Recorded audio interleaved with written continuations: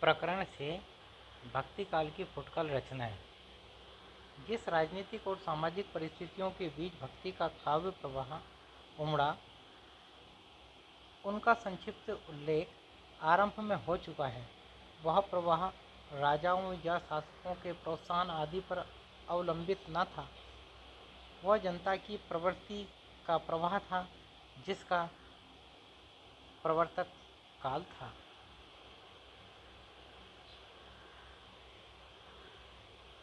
ना तो उसको पुरस्कार या यश के लोभ ने उत्पन्न किया था और ना भय रोक सकता था। उस प्रवाह काल के बीच अकबर ऐसे योग्य और गुणग्राही शासक का भारत के अधीश्वर के रूप में प्रतिष्ठित होना एक आकस्मिक बात थी। अतः सुर और तुलसी ऐसे भक्त कवीश्वरों के प्रादुर्भाव के कारणों में अकबर द्वारा संस्थापित शांति सुख को गिनना भारी भूल है। उस शांति सुख के परिणामस्वरूप जो साहित्य उत्पन्न हुआ, वह दूसरे ढंग का था। उसका कोई एक निश्चित स्वरूप न था। सच पूछिए तो वह उन कई प्रकार की रचना पद्धतियों का पुनरुत्थान था जो पठानों के शासनकाल की अशांति और विप्लव के बीच दब सी गई थी और धीरे धीरे लुप्त होने जा रही थी। पठान शासक भारतीय संस्कृति से अपने कट्टरपन के कारण दूर ही दूर रहे। अकबर की चाहे नीति कुशलता कहिए, चाहे उदारता, उसने देश की परंपरागत संस्कृति में पूरा योग दिया, जिससे कला के क्षेत्र में फिर से उत्साह का संचार हुआ। जो भारतीय कलावंत छोटे मोटे राजाओं के यहाँ किसी प्रकार अपना निर्वाह करते हुए संगीत को सहारा दिए हुए थे, वे अब शाही दरबार में पहुंचकर वाह वाह की ध्वनि के बीच अपना कर्तव्य दिखाने लगे।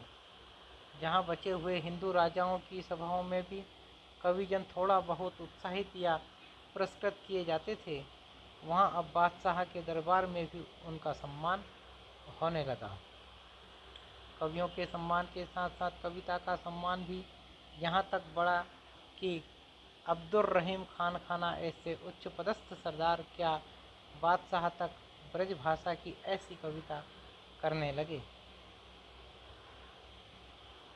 जाको जस है जगत में जगत सराहे जाही, ताको जीवन सफल है कहत अकबर शाही। शाही अकबर एक समय चले, कान विनोद विलोकन बालही। आहट ते अबला निरख्यो, चकी चौकी चली करी आतुर चालही।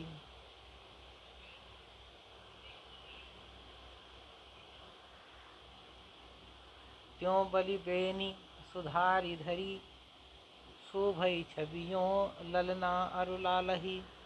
चंपक चारु कमाल चढ़ावत काम जो हाथ लिए अहिबालही। नरहरि और गंग ऐसे सुकवि और तानसेन ऐसे गायक अकबरी दरबार की शोभा बढ़ाते थे। यह अनुकूल परिस्थिति हिंदी काव्य को अग्रसर करने में अवश्य सहायक हुई। वीर श्रृंगार और नीति की कविताओं के आविर्भाव के लिए विस्तृत क्षेत्र फिर खुल गए।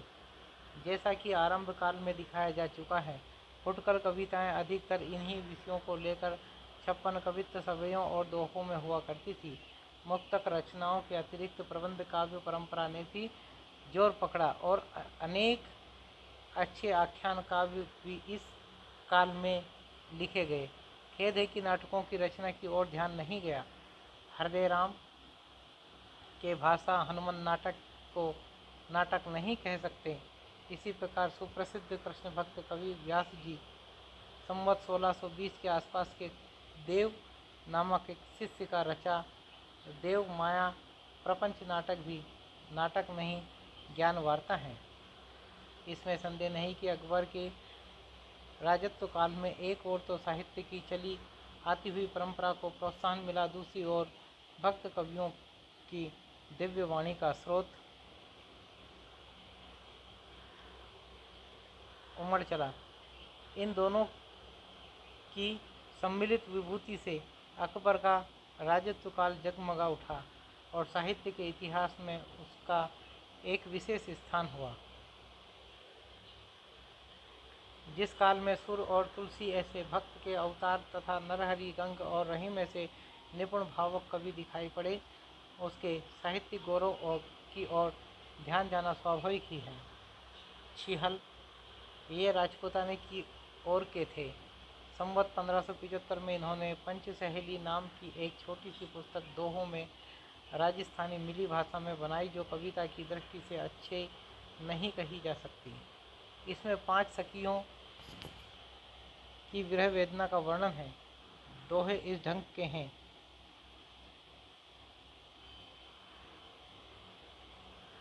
देखा नगर सुहावना, अधिक सूच गाधानु, नाव चंदेरी परगटा, जनु सुरलोक समान।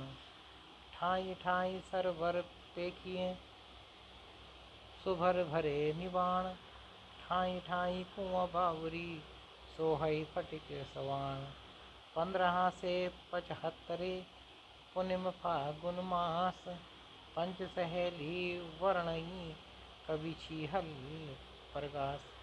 इनकी लिखी एक बावनी भी है, जिसमें 52 दोहे हैं।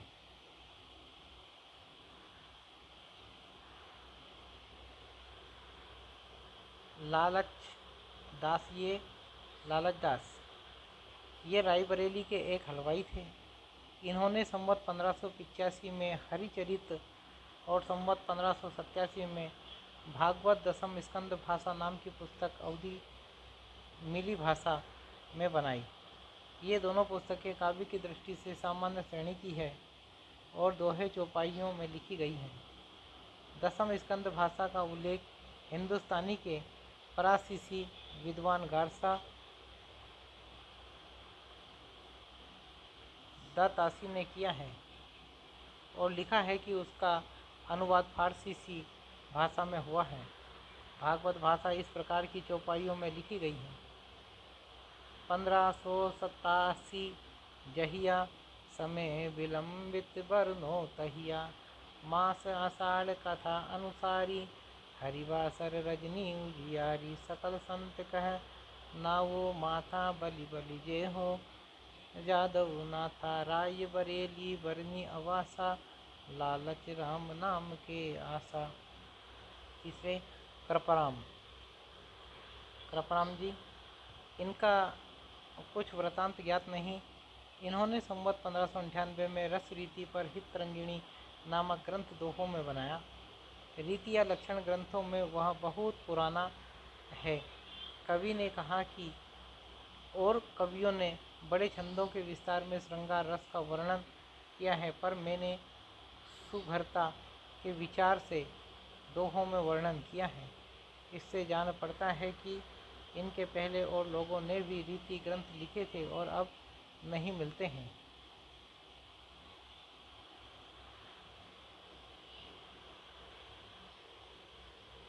हितरंगिणी के कई दोहे बिहारी के दोहों से मिलते जुलते हैं, पर इससे यह नहीं सिद्ध होता है कि यह ग्रंथ बिहारी के पीछे का है, क्योंकि ग्रंथ में निर्माण काल बहुत स्पष्ट रूप से दिया हुआ है। सिद्धि निधि शिव मुख चंद्र लखी, माघ शुद्धि तृतीयासु, हितरंगिणी हो रची, कवि हित परम प्रकाश। 2 में से एक बात हो सकती है, या तो बिहारी ने उन दोहों को जानबूझकर लिया अथवा वे दोहे पीछे से मिल गए। हितरंगिणी के दोहे बहुत ही सरल, भावपूर्ण तथा परिमार्जित भाषा में हैं। कुछ नमूने देखिए।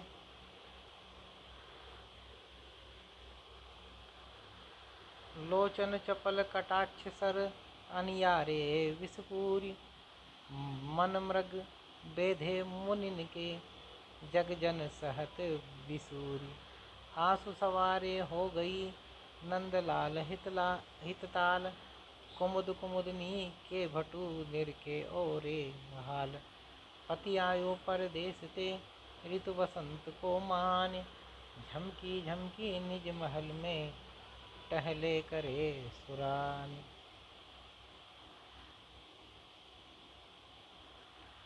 चौथा महापात्र नरहरि बंदीजन, इनका जन्म संवत 1562 में और मृत्यु संवत 1667 में कही जाती है। महापात्र की अवधि में अकबर के दरबार में मिली थी। ये अरुणी फतेहपुर के रहने वाले थे और अकबर के दरबार में इनका बहुत मान था। इन्होंने 56 और कवित्त कहे हैं। इनके बनाए 2 ग्रंथ परंपरा से प्रसिद्ध हैं, रुक्मिणी मंगल और 56 नीति। एक तीसरे ग्रंथ कवित्त संग्रह भी खोज में मिला है। इनका यह प्रसिद्ध 56 नीचे दिया जाता है, जिस पर कहते हैं अकबर ने गोवध बंद कराया था। अरिहु दंत तीन धरे ताही नहीं मारी सकल सकत कोई, हम संतन तीन उच्चरही बचन उच्चरही दिन होय।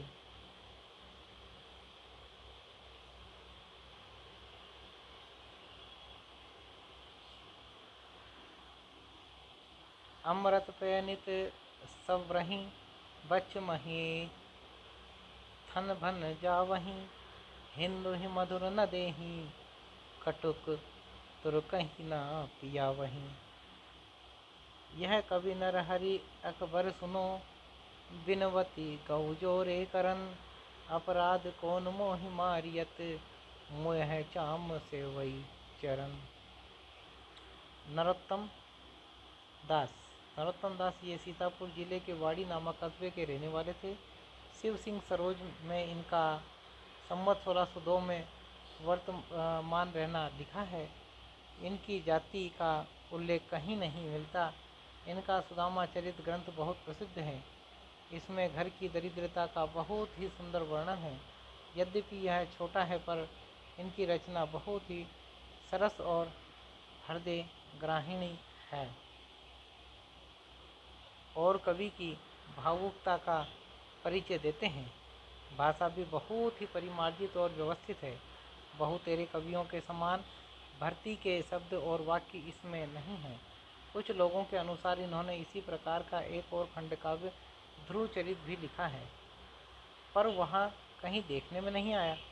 सुदामा चरित का यह सवैया बहुत लोगों के मुंह से सुनाई पड़ता है। शीस पगाना जगा तन है प्रभु, जाने को आय बसे के ही ग्रामा, धोती फाटी सी लटी दुपटी अरुपाय, उपाना को नहीं सामा, द्वार खड़ो द्विज दुर्बल एक रहो, चकी सो वसुधा अभिरामा, पूछत दीन दयाल को धाम, बतावत आपनो नाम सुधामा। कृष्ण की दीन वत्सलता और करुणा का एक यह और सवैया देखिए। कैसे बिहाल विवाह इन शोभय कंटक जाल, पड़े पग जोए हाय महादुख पाए, सखा तुम आए इते न कीते दिन खोए। देखी सुदामा की दीन दशा, करुणा करी के करुणा दीधी रोए, पानी परत को हाथ छुयो नहीं, नैनन के जल सो पग धोए। छठे हैं आलम। ये अकबर के समय के एक मुसलमान कवि थे, जिन्होंने सन 991 हिजरी अर्थात संवत 1639-40 में माधवानल कामकंदला नाम की प्रेम कहानी दोहा चौपाई में लिखी। 5वां चौपाइयों अर्धालियों पर एक दोहा या सोरठा है। यह श्रृंगार रस की दृष्टि से ही लिखी जान पड़ती हैं, आध्यात्मिक दृष्टि से नहीं। इसमें जो कुछ रुचिरता है वह कहानी की है, वस्तु वर्णन भाव व्यंजना आदि की नहीं। कहानी भी प्राकृत या अभ्रंश काल से चली आती हुई कहानी है। कवि ने रचना काल का उल्लेख किस प्रकार किया है।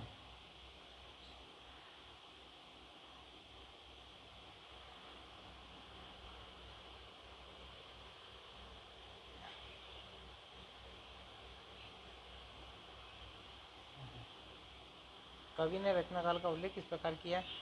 दिल्लीपति अकबर सुल्ताना, सप्तद्वीप में जाकी आना, धर्मराज सब देश चलावा, हिंदू तुरक पंथ सब लावा। सन्नो से 91 आही, करो कथा ओ बोलो ताही।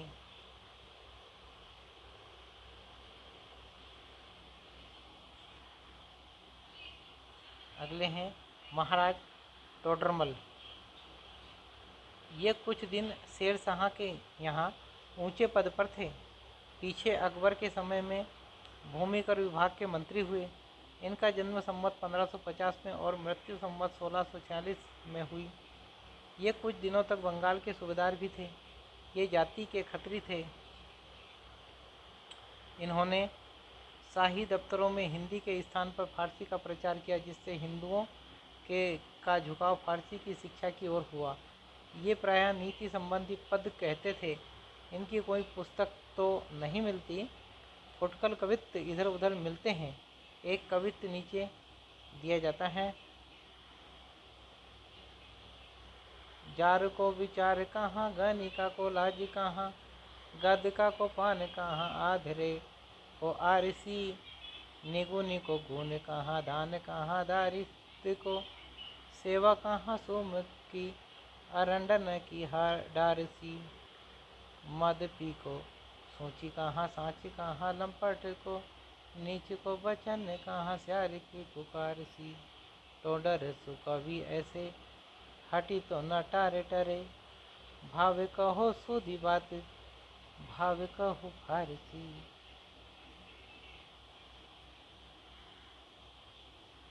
आठवें हैं महाराज बिरबल।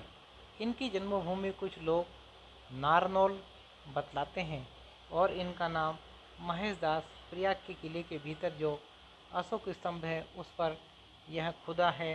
संवत 1632 साके 1493 मार्ग वदी 5 सोमवार गंगादास सुत महाराज बिरबल श्री तीर्थराज प्रयाग की यात्रा सुफल लिखित। यह लेख महाराज बिरबल के संबंध में ही जान पड़ता है, क्योंकि गंगादास और महेश दास नाम मिलते जुलते हैं, जैसे कि पिता पुत्र के हुआ करते हैं। बिरबल का जो उल्लेख भूषण ने किया है उससे इनके निवास स्थान का पता चलता है। द्विज कन्नौज कुल कश्यपी, रत्नाकर सुत धीर, बसत त्रिविक्रम पुर सदा, तरनी तनुजा तीर। बिरबल से जहाँ उपजे कवि अरुभूप, देव बिहारीश्वर जहाँ विश्वेश्वर तद्रूप।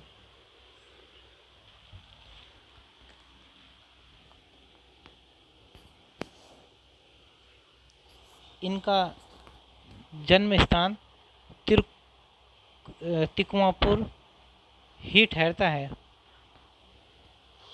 पर कुछ का निश्चय नहीं होता। यह तो प्रसिद्ध है कि ये अकबर के मंत्रियों में थे और बड़े ही वाक्चतुर और प्रत्युत्पन्नमति थे। इनके और अकबर के बीच होने वाले विनोद और चुटकुले उत्तर भारत के गांव-गांव में प्रसिद्ध हैं।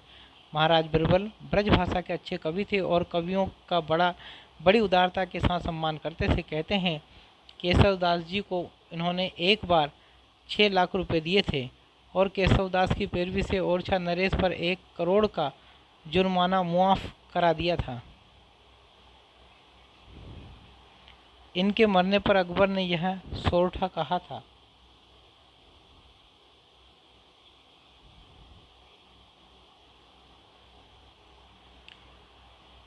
दीन देखी सब दिन एक न दिन हो, दुसह दुख सो अब हम कहाँ दीन, कछु नहीं राख्यो बीरबल। इनकी कोई पुस्तक नहीं मिलती, पर कई सौ कवित्वों का एक संग्रह भरतपुर में है। इनकी रचना अलंकार आदि काव्यांगों से पूर्ण और सरस होती थी। कविता में ये अपना नाम ब्रह्म रखते थे। 2 उदाहरण दिए जाते हैं।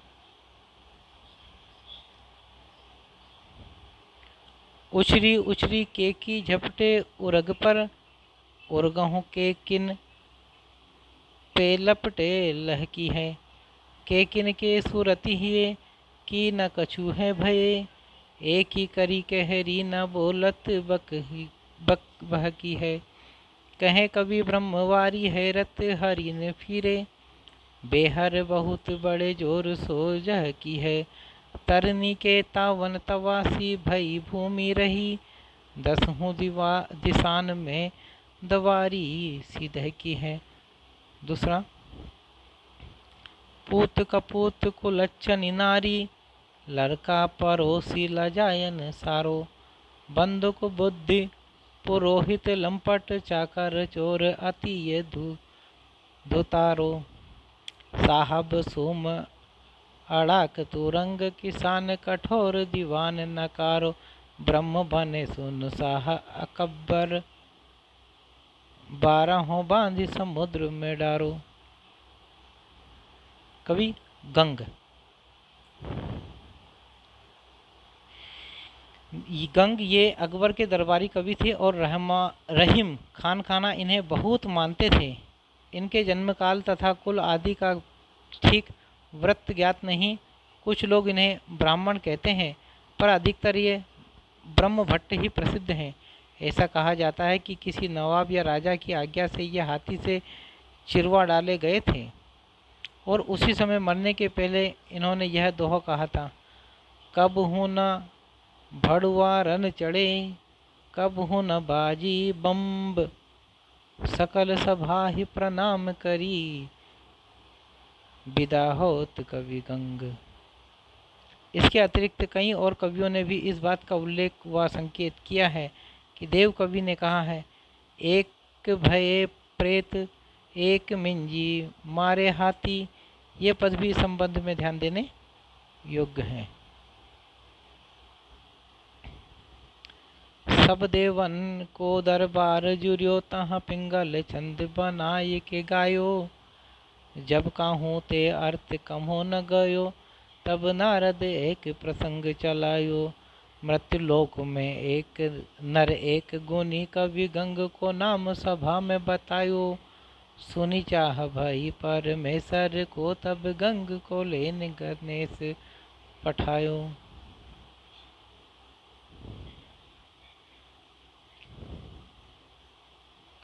गंग ऐसे गुनी को गयंद सो चिराइए।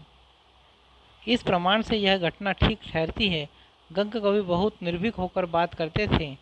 ये अपने समय के नरकाव्य करने वाले कवियों में सबसे श्रेष्ठ माने जाते थे। दास जी ने कहा है, तुलसी गंग दुवो भये, सुकविन के सरदार।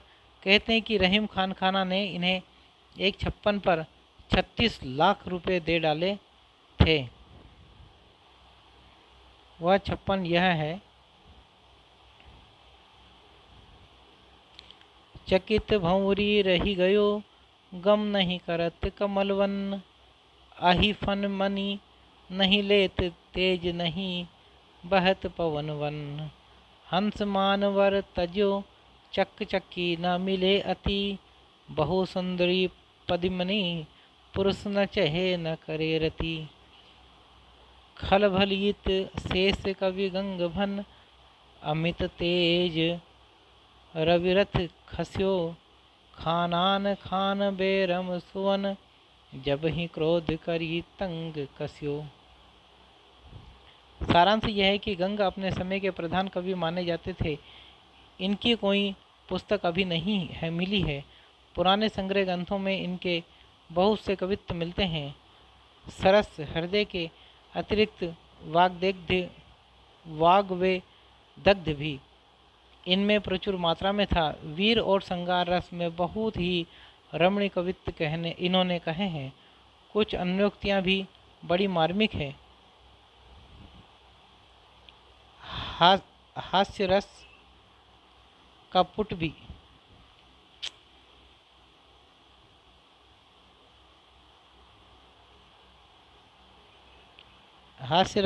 भी बड़ी निपुणता से ये अपनी रचना में देते थे। घोर अतिशयोक्तिपूर्ण वस्ती व्यंग्य पद्धति पर वृहताप का वर्णन भी इन्होंने किया है। उस समय की रुचि को रंजित करने वाले सब गुण इनमें वर्तमान थे, इसमें कोई संदेह नहीं। इनका कविता काल विक्रम की 17वीं शताब्दी का अंत मानना चाहिए। रचना के कुछ नमूने देखिए। बैठी थी सखी ने संग, पियो को गवन सुन्यो, सुख के समूह में वियोग आगी भर की। गंग कहे त्रिविध सुगंध ले पवन बहु, लागत की ही ताकी तन भई बिथा जर की। प्यारी सी परसी पोन गयो मान सर कह, लागत ही और गति भई मान सर की। जल चर चरे उसे वार जरी छार भयो, तज जरी गयो पंख सुख्यो भूरी भूमि दर की। झुकत कृपान मय दान जो अदोत भान, एकन ते एक मान सुषमा जरद की। कह कवि गंग तेरे बल को बयारी लगे,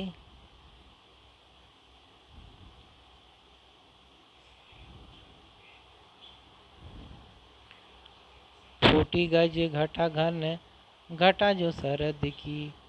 एते मान सोनित की नदियाँ उमड़ चली रही न निशानी, कहूँ मही में गरद की। गोरी घमो गिरिपति गणपति घमो गोरी, गोरीपति गही पूछ लपकी बरद की। देखत के वृक्षन में दीर्घ सुभायमान, कीर चलियो चाखी बेको प्रेम जिये जग्यो है। लाल फल देखी के जटान मंड रान लागे, देखत बटोही बहु तेरे डगमग्यो है। कंग कवि फल फूटे भुजा उधिराने लखी, सब ही निराश भय के निज ग्रह भग्यो है। ऐसो फल हीन वृक्ष वसुधा में भयो यारो, सेमर बिसानी बहु तेरन को ठग्यो है। 10वें है मनोहर। मनोहर कवि ये एक कछुआहे सरदार थे जो अकबर के दरबार में रहा करते थे।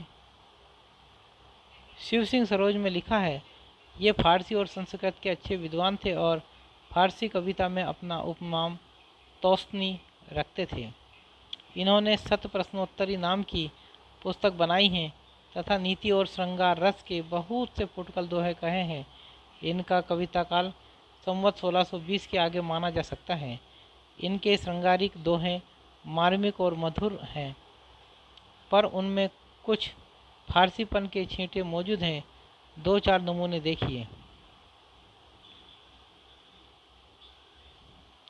इंदु बदन नरगीस नयन संबल बारे बार, और कुम कुम कोलिन बयन जेहि लखीला जतमार। बिथुरे सुथुरे चीकने घने घने घुगवार, रसिकन को जंजीर से बाला तेरे बार। अचरज मोहि हिंदु तुर्क बादी करत संग्राम, एक दिपति सो दिपियत काबा का सीधाम। अगले कवि हैं बलभद्र मिश्र। बलभद्र मिश्र ये ओरछा के स्नाड्य ब्राह्मण पंडित काशीनाथ के पुत्र और प्रसिद्ध कवि केशवदास के बड़े भाई थे। इनका जन्मकाल संवत 1600 के लगभग माना जा सकता है। इनका नखशिख श्रृंगार का प्रसिद्ध ग्रंथ है, जिसमें इन्होंने नायिका के अंगों का वर्णन उपमा उत्प्रेक्षा संदेह आदि अलंकारों के प्रचुर विधान द्वारा किया है। ये केशवदास जी के समकालीन या पहले के उन कवियों में थे जिनके चित्त में रीति के अनुसार काव्य रचना की प्रवृत्ति हो रही थी। कृपाराम ने जिस प्रकार रस रीति का अवलंबन कर नायिकाओं का वर्णन किया, उसी प्रकार बलभद्र नायिका के अंगों का एक स्वतंत्र विषय बनाकर चले थे। इनका रचना काल संवत 1640 के पहले माना जा सकता है। रचना इनकी बहुत प्रौढ़ और परमार्जित है। इनके इससे अनुमान होता है कि नक्शी के अतिरिक्त इन्होंने और पुस्तकें भी लिखी होगी। संवत 1891 में गोपाल कवि ने बलभद्रकृत नक्शी की एक टीका लिखी, जिसमें उन्होंने बलभद्रकृत 3 और ग्रंथों का उल्लेख किया है बलभद्री व्याकरण, हनुमान नाटक और गोवर्धन सत्सई टीका। पुस्तकों की खोज में इनका दूषण विचार नाम का एक और ग्रंथ मिला है। जिसमें काव्य दोष का निरूपण है। नक्सी के 2 कवित्व उद्धृत किए जाते हैं। पटल नयन को कनद के से दल दोऊं, बलभद्र बासर उनिधि लखो बाल में। शोभा के सरोवर में बाड़व की आभा केंधो, देवधुनि भारती मिली है पुण्य काल में।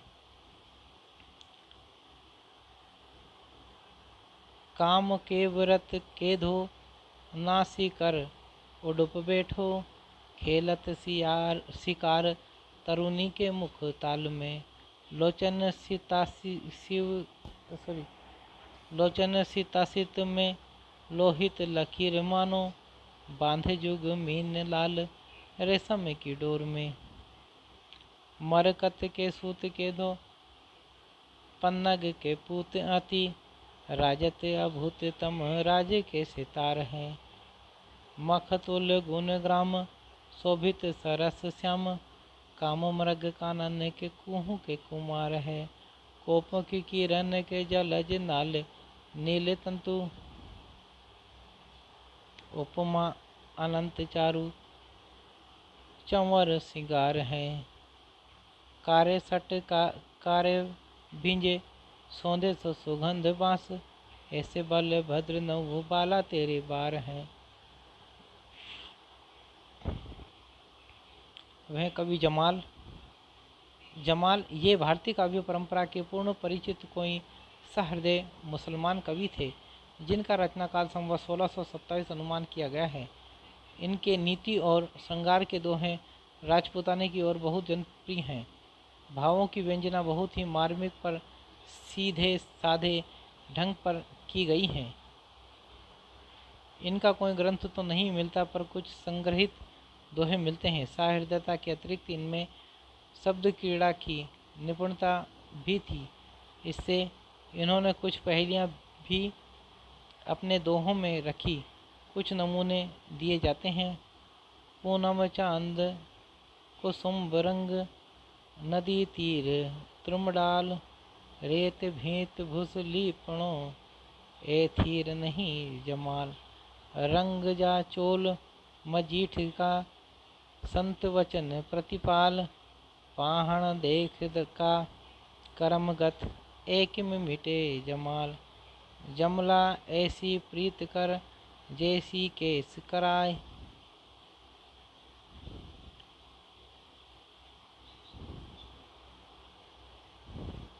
के काला के उजला, जब तब सिर क्यों जाए। मनसा तो गायक भय, नैना भय दलाल। घनी बसत बेचे नहीं, किस विध बने जमाल। बालपणे धोला भया, तरुणपणे भया लाल।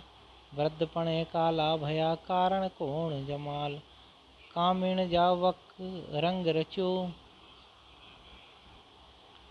दस्कत मुक्ताकोर।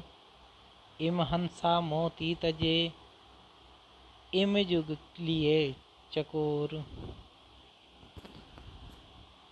अगले हैं केशवदास। केशवदास ये सनाढ़ ब्राह्मण कृष्णदंत के पौत्र और काशीनाथ के पुत्र थे।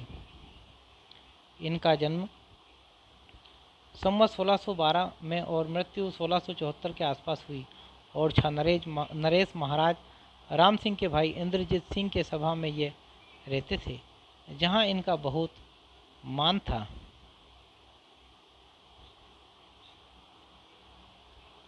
इनके घराने में बराबर संस्कृत के अच्छे पंडित होते आए हैं। इनके बड़े भाई बलभद्र मिश्र भाषा के अच्छे कवि थे। इस प्रकार की परिस्थिति में रहकर ये अपने समय के प्रधान साहित्य शास्त्र कवि माने गए हैं। इनके आविर्भाव काल से कुछ पहले ही रस, अलंकार और काव्यांगों के निरूपण की ओर कुछ कवियों का ध्यान जा चुका था। यह स्वाभाविक भी था, क्योंकि हिंदी काव्य रचना प्रचुर मात्रा में हो चुकी थी। लक्ष्य ग्रंथों के उपरांत ही लक्ष्य ग्रंथों का निर्माण होता है। केशवदास जी संस्कृत के पंडित थे, अतः शास्त्रीय पद्धति से साहित्य चर्चा का प्रचार भाषा में पूर्ण रूप से करने की इच्छा इनके लिए स्वाभाविक थी। केशवदास के पहले संवत 1598 में कृपाराम थोड़ा रस निरूपण कर चुके थे। इसी समय में चरखारी के मोहनलाल मिश्र ने श्रृंगार सागर नामक एक ग्रंथ श्रृंगार रस संबंधी लिखा। नरहरि कवि के साथ अकबरी दरबार में जाने वाले कर्नेश कवि ने कर्णाभरण, श्रुतिभूषण और भूपभूषण नामक 3 ग्रंथ अलंकार संबंधित लिखे थे।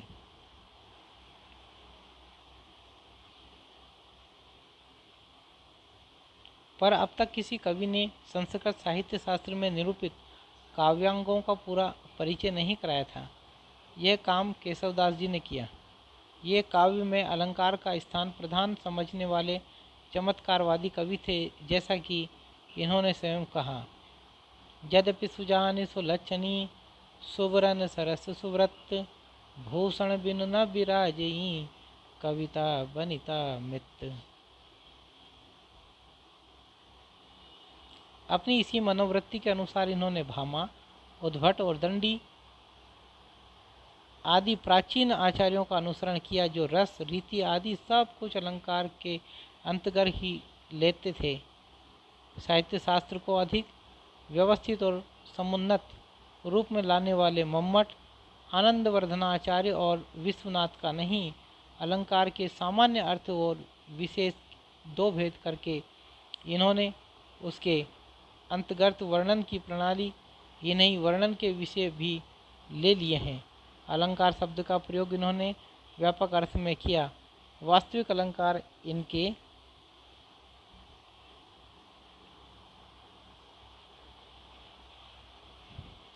विशेष अलंकार ही हैं। अलंकारों के लक्षण इन्होंने दंडी के काव्यादर्श से तथा बहुत सी बातें अमर रचित काव्य कल्पलता वृत्ति और केशव मिश्र कृत अलंकार शेखर से ली है। पर केशव के 50 या 60 वर्ष पीछे हिंदी के लक्षण ग्रंथों की जो परंपरा चली, वहाँ केशव के मार्ग पर नहीं चली। काव्य के स्वरूप के संबंध में तो वह रस की प्रधानता मानने वाले काव्य प्रकाश और साहित्य दर्पण के पक्ष पर रही, और अलंकारों के निरूपण में उसने अधिकतर चंद्रालोक और कुवलयानंद का अनुसरण किया। इसी से केशव के अलंकार लक्षण हिंदी में प्राचीन अलंकार लक्षणों से नहीं मिलते। केशव ने अलंकारों पर कवि प्रिया और रस पर रसिक प्रिया लिखी। इन ग्रंथों में केशव का अपना विवेचन कहीं नहीं दिखाई पड़ता। सारी सामग्री कई संस्कृत ग्रंथों से ली हुई मिलती है। नामों में अवश्य कहीं कहीं थोड़ा हेरफेर मिलता है, जिससे गड़बड़ी के सिवा और कुछ नहीं हुआ है। उपमा के जो 22 भेद केशव ने रखे हैं, उनमें ये 15 तो जो के तो दंडी के हैं, 5 केवल नाम भर बदल दिए गए हैं। शेष रहे 2 भेद संकीर्णोपमा और विपरीतोपमा।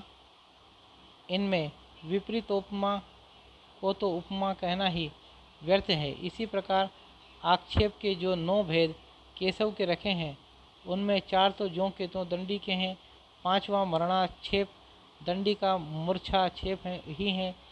कवि प्रिया का प्रेमालंकार दंडी के विश्वनाथ के नहीं, प्रेयस का ही नामांतर है। उत्तर अलंकार के 4 भेद वास्तव में पहेलियां हैं। कुछ भेदों के दंडी से लेकर भी केशव ने उनका और अर्थ समझा है। केशव के रचे 7 ग्रंथ मिलते हैं। कवि प्रिया, रसिक प्रिया, रामचंद्रिका, वीर सिंह, देवचरित, विज्ञान गीता, रतन बावनी और जहांगीर जस चंद्रिका। केशव को कवि हृदय नहीं मिला था। उनमें वह सहृदयता और भावुकता न थी जो एक कवि में होनी चाहिए। वे संस्कृत साहित्य के सामग्री लेकर अपने पांडित्य और रचना कौशल की धाक जमाना चाहते थे, पर इस कार्य में सफलता प्राप्त करने के लिए भाषा पर जैसा अधिकार चाहिए वैसा उन्हें प्राप्त न था। अपनी रचनाओं में उन्होंने संस्कृत काव्यों की उक्तियां लेकर भरी हैं, पर उन उक्तियों को स्पष्ट रूप से व्यक्त करने में उनकी भाषा बहुत कम समर्थ हुई है। पदों और वाक्यों की न्यूनता, असक्त फालतू शब्दों के प्रयोग और संबंध के अभाव आदि के कारण भी अप्रांजल और उबड़ खाबड़ हो गई है और तात्पर्य भी स्पष्ट रूप से व्यक्त नहीं हो सका है। केशव की कविता जो कठिन कही जाती है उसका प्रधान कारण उनकी यह त्रुटि है, उनकी मौलिक भावनाओं की गंभीरता या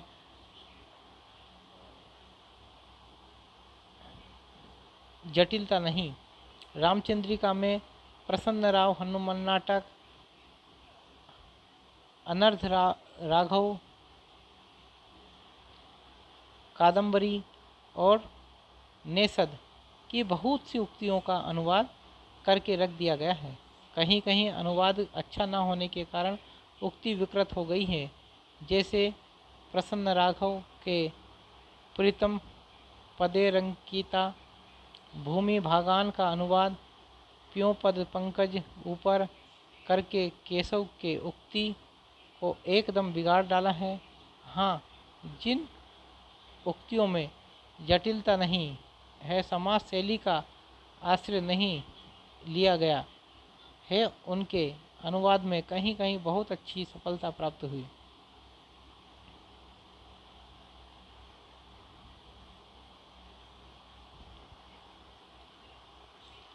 जैसे भरत के प्रश्न और केकई के उत्तर, मातु कहाँ नृपतात गए सुर लोक ही क्यों सुत शोक लय, जो कि हनुमान नाटक में के एक श्लोक का अनुवाद है। केशव ने 2 प्रबंध काव्य लिखे, एक वीर सिंह देवचरित, दूसरा रामचंद्रिका। पहला तो काव्य ही नहीं कहा जा सकता, इसमें वीर सिंह देव का चरित्र तो थोड़ा है, दान लोभ आदि के संवाद भरे हैं।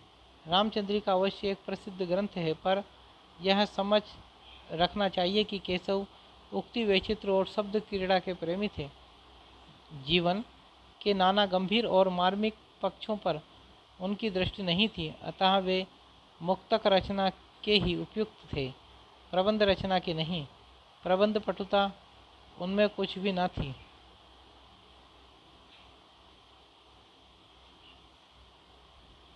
प्रबंध काव्य के लिए 3 बातें अनिवार्य हैं: संबंध निर्वाह, कथा के गंभीर और मार्मिक स्थलों की पहचान और दृश्यों की स्थानगत विशेषता। संबंध निर्वाह की क्षमता केशव में न थी। उनकी रामचंद्रिका अलग अलग लिखे हुए वर्णनों का संग्रह सी जान पड़ती हैं।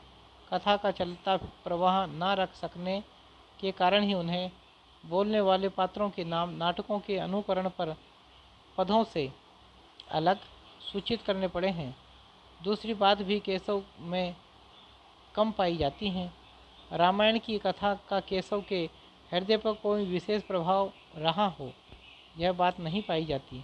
उन्हें एक बड़ा प्रबंध काव्य भी लिखने की इच्छा हुई और उन्होंने उसके लिए राम की कथा ले ली।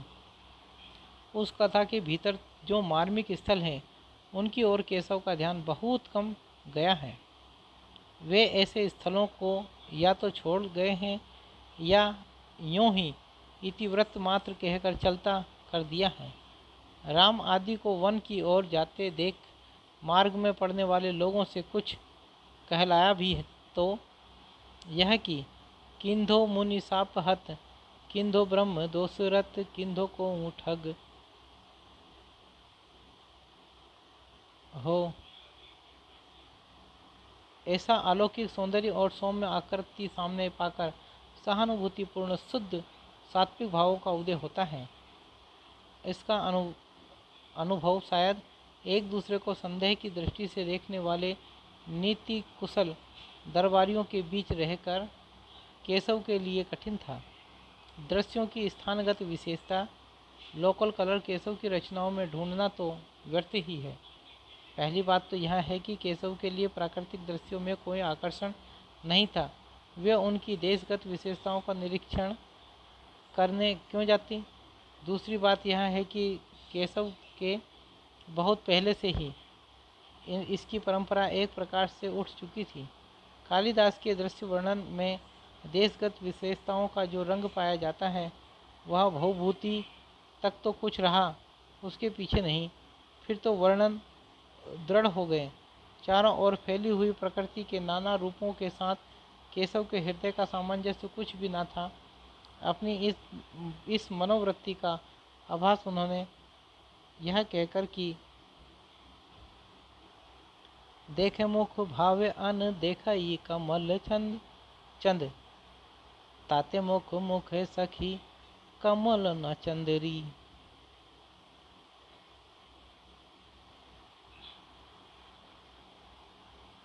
साफ दे दिया है, ऐसे व्यक्ति से प्राकृतिक दृश्यों के सच्चे वर्णन की भला क्या आशा की जा सकती है। पंचवटी और प्रवर्षण गिरी ऐसे रमणीय स्थलों में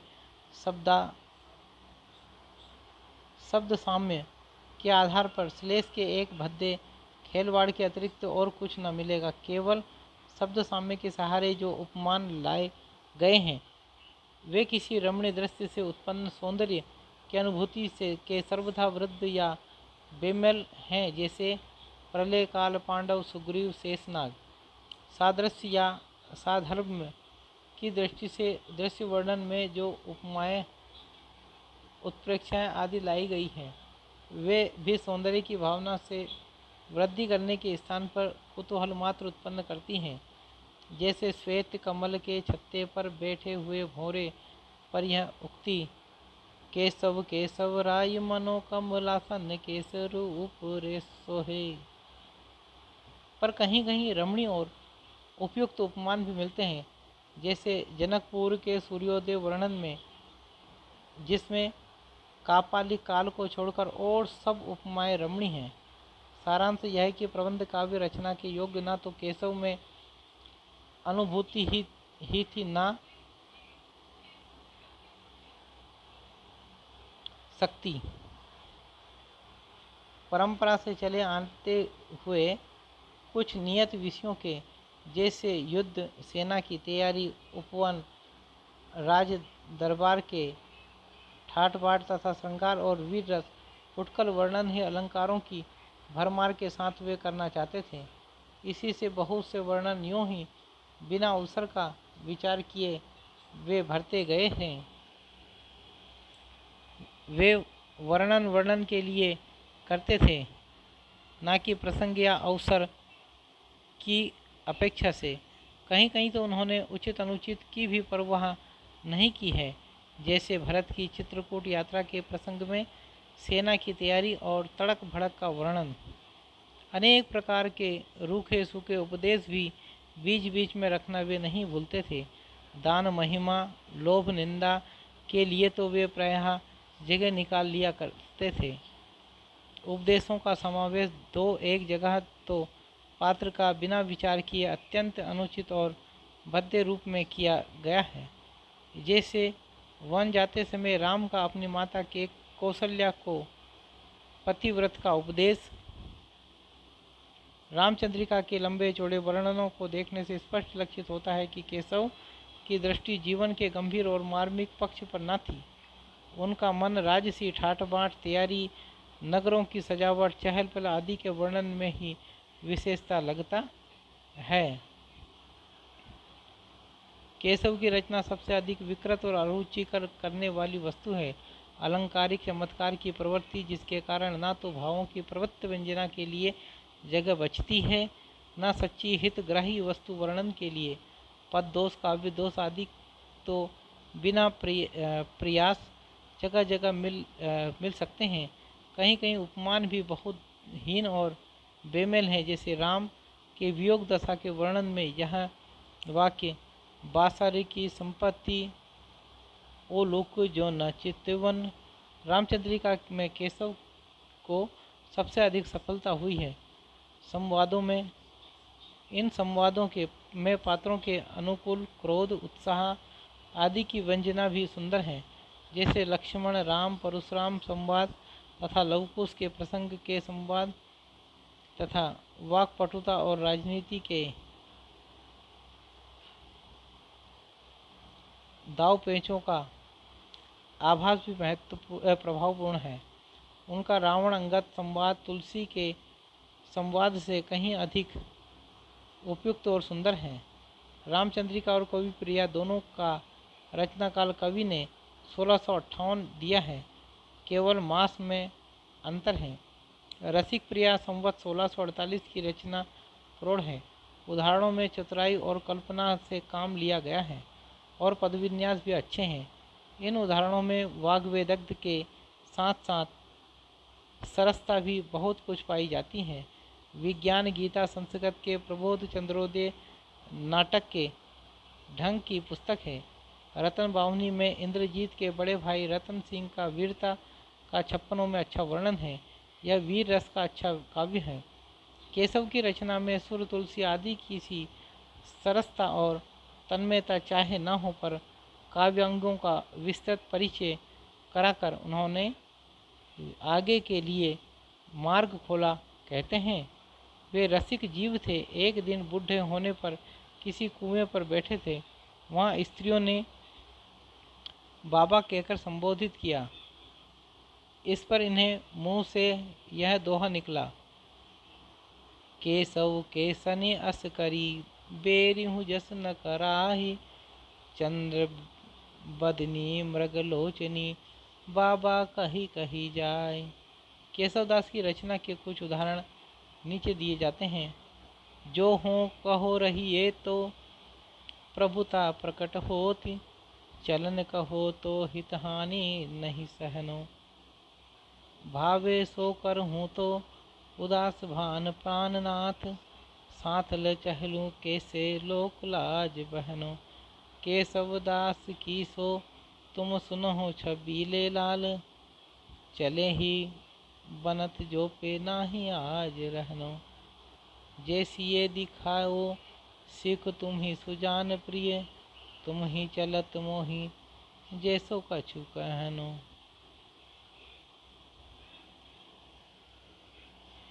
चंचल ना हुजे नाथ अंचल ना खेजी खेची हाथ, सोवे नेक सारी काऊ सुख तो सोवायो जूं।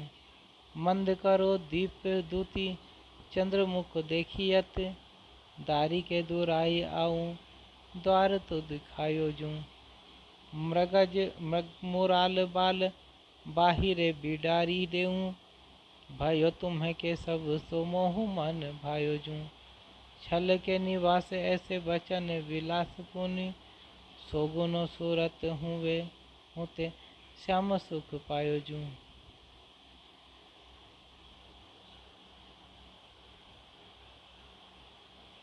कोठब सो नर का सुर सो पल में मधु सो, मोर सो जिन मारियो, लोक चतुर्दश रक्षक के सब पुराण वेद पुराण विचारियो। श्री कमला कुछ कुमकुम मंडन पंडित, देव अदेव निहारियो, सोकर मागन को बलि पे कर तारा हूँ के कर तार पसारियो। रामचंद्रिका से अरुणगात अति प्राण पद्मिनी प्राणनाथ भय, मानहु के सबदास कोक नद कोक प्रेममय। परिपूर्ण सिंदूर पूर केंधो मंगल घट, किंधो सकर को छत्र मण्यो मानिक मयुख पट्ट। केसो नित कलित कपाल यह किल कापालिक काल को, यह ललित लाल केंधो लसत दिक भामिनी के भाल को। विधि के समान है विमानी कृत राजहंस, विविध विबुध युत मेरु के अचल से। दीपति दीपति अति सातो दीप देखियत, दूसरो दिलीप सो दक्षिणा को बल है। सागर उजागर सो बहुवाहिनी को पति, छन दान प्रिय केंदो सूरज अमल है। सब विधि समरथ राज राजा दशरथ, भागीरथ पथ गामी गंगा का सो जल है। मूलन ही की जहाँ उधोगति के सब गाइए, होम होता सन धूम नगर एक मलिनाइक नाइया। दुर्गति दुर्गन ही जो कुटिल गति सरितन ही में, श्रीफल को अभिलाष प्रकट कवि कुल के जी में।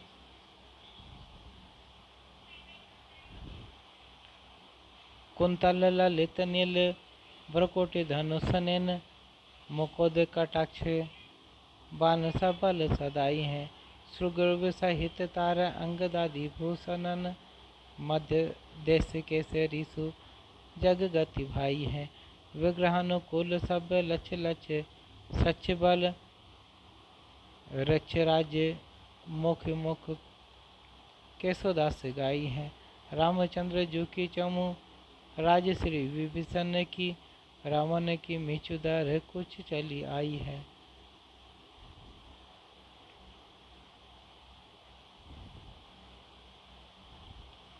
पढ़ो विरंची मौन वेद जो जीव सोर छंडीरे को बेरे बेरे के कहीं न जछ भीर मंडीरे। दीने से जाई दूरी बैठू नारा दादी संग ही न बोलू चन्न मंद बुद्धि इंद्र की सभा नहीं। होलराई ये ब्रह्मभट्ट अकबर के समय में हरिवंश राय के आश्रित थे और कभी कभी शाही दरबार में भी जाया करते थे। इन्होंने अकबर से कुछ जमीन पाई थी जिसमें होलपुर गांव बसाया था। कहते हैं कि गोस्वामी तुलसीदास जी ने इन्हें अपना लौटा दिया था, जिस पर इन्होंने कहा था,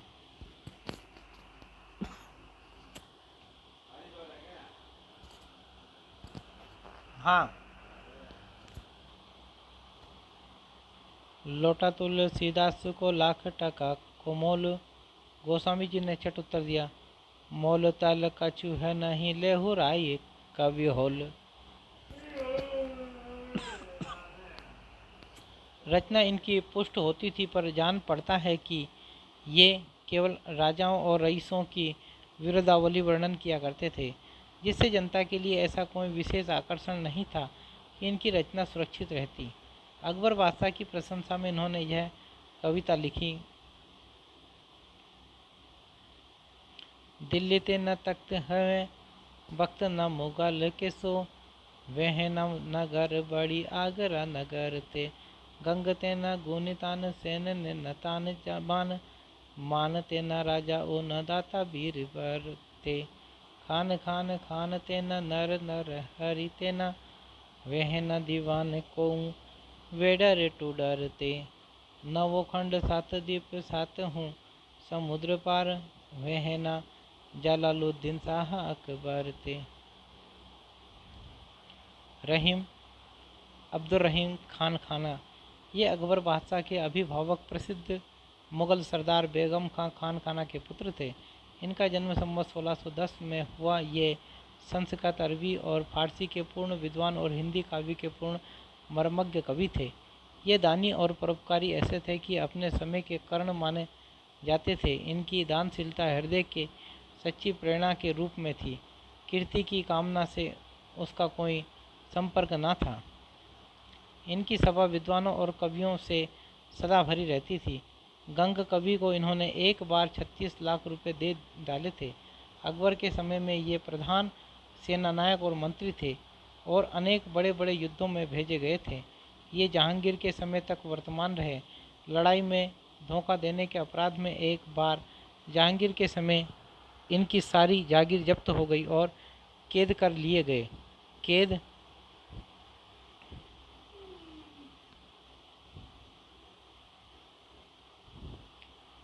से छूटने पर इनकी आर्थिक अवस्था कुछ दिनों तक बड़ी हीन रही, पर जिस मनुष्य ने करोड़ों रुपए दान कर दिए, जिसके यहाँ से कोई विमुख न लौटा, उसका पीछा याचकों से कैसे छूट सकता है। अपनी दरिद्रता या दुख वास्तव में इन्हें उसी समय होता था जिस समय इनके पास कोई याचक या पहुँचता और ये उसकी यथेष्ट सहायता नहीं कर सकते थे। अपनी अवस्था के अनुभव की व्यंजना इन्होंने इस दोहों में की है। तब ही लो जीवो भलो देवो होय न धीम जग में रही बो कुचित गति उचित न होय रहीम। संपत्ति के समय में तो लोग सदा घेरे रहते हैं, विपद के आने पर उनमें से अधिकांश किनारा खींचते हैं। इस बात का घोतक यह दोहा है।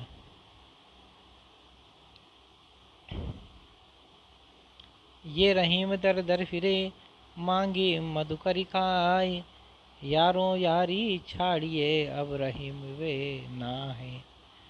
कहते हैं कि इन दिन दशा में इन्हें एक याचक ने ना आ घेरा। इन्होंने यह दोहा लिखकर उसे रीवा नरेश के पास भेजा। चित्रकूट में रमी रहे, रहीमन अवध नरेश, जा पर विपदा परती है, सो आवत यही देश। रीवा नरेश ने यह याचक को 1 लाख रुपये दिए। उस याचक को 1 लाख रुपये दिए। गोस्वामी तुलसीदास जी से भी इनका बड़ा स्नेह था। ऐसी जनश्रुति है कि एक बार एक ब्राह्मण अपनी कन्या के विवाह के लिए धन न होने से घबराया हुआ गोस्वामी जी के पास आया।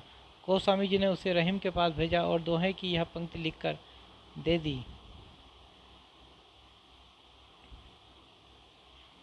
सुरतिये नरतिये नागतिये, यह चाहत सब कोई। रहीम ने उस ब्राह्मण को बहुत सा द्रव्य देकर विदा किया और दोहे की दूसरी पंक्ति इस प्रकार पूरी करके दे दी। गोद लिए तुलसी फिरे हुलसी फिरे, गोद लिए हुलसी फिरे, तुलसी सो सुत होय। रहीम ने बड़ी बड़ी चढ़ाइयाँ की थी और मुग़ल साम्राज्य के लिए ना जाने कितने प्रदेश जीते थे।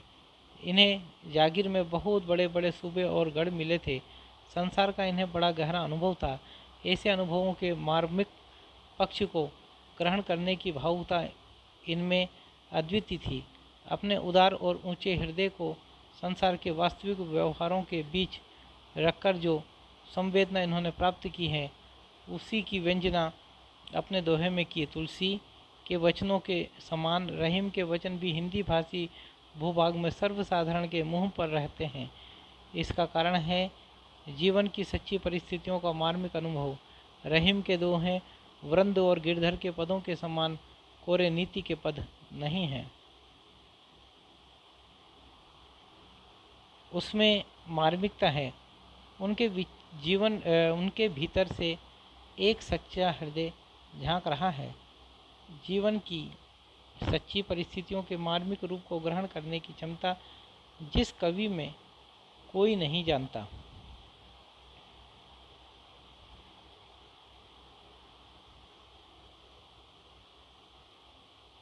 का प्यारा कवि होगा। रहीम का हृदय द्रवीभूत होने के लिए कल्पना की उड़ान की अपेक्षा नहीं रखता था। वह संसार के सच्चे और प्रत्यक्ष व्यवहारों में ही अपने द्रवीभूत होने के लिए पर्याप्त स्वरूप पा जाता था। बरवे नाई का भेद में भी जो मनोहर और छलकते हुए चित्र हैं, वे भी सच्चे हैं, कल्पना के झूठे खेल नहीं हैं। उनमें भारतीय प्रेम जीवन की सच्ची झलक है। भाषा पर तुलसी का शाही अधिकार राम रहीम का भी पाते हैं। ये ब्रज और अवधी, पश्चिमी और पूर्वी दोनों काव्य भाषाओं में समान कुशल थे। बरवे नाई का भेद बड़ी सुंदर अवधी भाषा में है। इनकी उक्तियाँ ऐसी लुभावनी हुई कि बिहारी आदि परवर्ती कवि भी बहुतों का हरण करने का लोभ न रोक सके। यद्यपि रहीम सर्वसाधारण में अपने दोहों के लिए ही प्रसिद्ध हैं, पर इन्होंने बरवे, कवित्त, सवेया, सोरठा सब पद में थोड़ी बहुत रचना की है।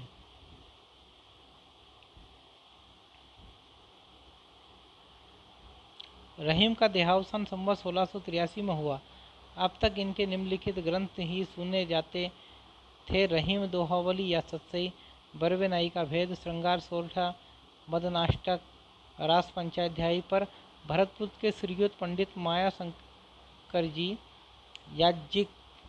याज्ञिक ने उनकी और भी रचनाओं का पता लगाया है, जैसे नगर शोभा, पुटकल बरवे, फुटकल, कवित्त सवेय और रहीम का एक पूरा संग्रह रहीम रत्नावली के नाम से निकाला है। कहा जा चुका है कि ये कई भाषाओं और विधाओं में पारंगत थे। इन्होंने फारसी का एक दीवान भी बनाया था और वाक़यात बावरी का तुर्की से फारसी में अनुवाद किया था। कुछ मिश्रित रचना भी इन्होंने की है, जैसे रहीम काव्य हिंदी संस्कृत की खिचड़ी है और खेट कोतुकम नामक ज्योतिष का ग्रंथ संस्कृत और फारसी की खिचड़ी है। कुछ संस्कृत श्लोकों की रचना भी ये कर गए थे। इनकी रचना के कुछ नमूने नीचे दिए जाते हैं। सत्सई या दोहावली से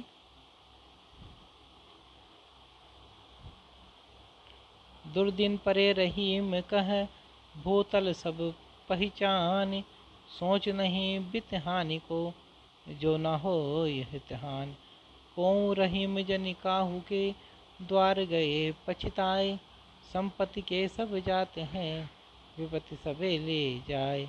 जो रहीम गति दीप की कुल कपूत गति हो सोय, बारे उजियारो लगे बड़े अंधेरो होय। सुर सूखे पंछी उड़े ओरे शरण समाहि, दीन मीन बिन पंख के कहूँ रहीम कह जाहि। मांगत मुकरिन हो गयो केहि न त्यागियो साथ, मांगत आगे सुख लम्हो ते रहीम रघुनाथ। रहीमन वे नर मर चुके, रहीमन वे नर मर चुके जे कहूँ मांगन जाहि।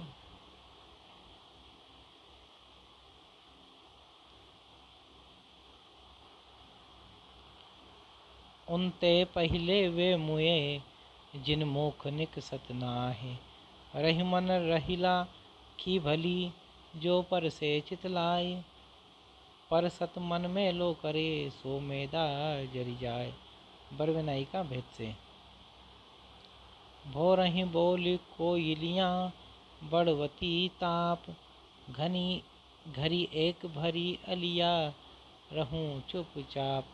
बाहर लेके दियवा बार न जाए, सासु ननद पर पहुँचत देती बुझाए। पिय आवत अंगनिया उठ के लीन,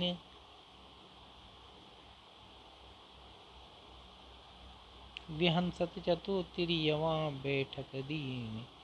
लेके सुधर खुरपिया पी के साथ, छैवे एक छतरियाँ बरसत पाथ। पीतम एक सुमरिनिया मोहि देई जाहूँ, जेहि जपी तोर बिरहवा करब निबाहूँ। मदनाष्टक से। कलित ललित माला वा जवाहिर जड़ा था, चपल चखन वाला चांदनी में खड़ा था। कटी तट बीच मेला पीत सेला नवेला, अलीना अलबेला यार मेरा अकेला। नगर शोभा से।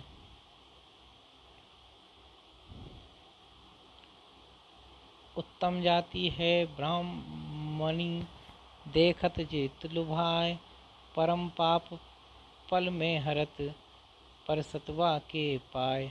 रूप रंग रति राज में छत्रानी इतरान, मानो रचि विरंचि पछी कुसुम कनक में सान। बनियाइनी बनी आई के बैठी रूप की हाट, प्रेम पेक तन हेरि के गर्वेटा रति बाट। गर्भ तराजू करति चख भोह मोरे मुस्कात, डाड़ी मारती विरह की चित चिंता घट जात। फुटकल कवित्त आदि से। बड़न सो जान पहचान के रहीम कहाँ, जो पे कर तार ही न सुख देने हार है। सितहर सूरज सो नेह कियो याहि हत, ताहू पे कमल जारी डारत तुषार है। क्षीर निधि माही धस्यो शंकर के शीस बस्यो,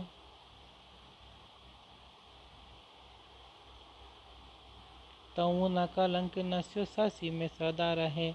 बड़ो रिझवार या चकोर दर बार है पे, कला निधि यार तऊ चाखत अंगार है। जाति होती सखी गोहन में मन मोहन को लखी ही ललचायो। नागर नारी नई व्रज की उन्हों नंद लाल को रीझी को जानो। जाति भई फिरी के चित ई भाव रही में यह उर आनो, जो कम नेत दमानक में फिर तीर सो मारी ले जाते निशानों।